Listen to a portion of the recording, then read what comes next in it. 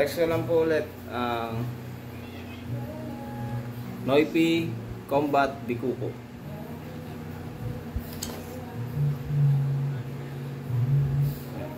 Same po ng mga combat. 20 inches blade, 6 handle, guard stainless, ferrule stainless, bell clip, mahogany. Para siyang ginunting pero straight. Medyo straight siya sa ginunting. Luzon sword po siya eh.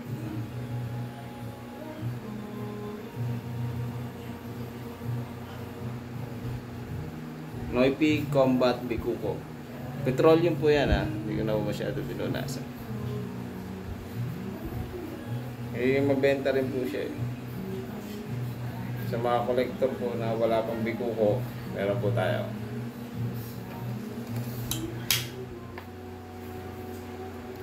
Pugay po, ka-blade.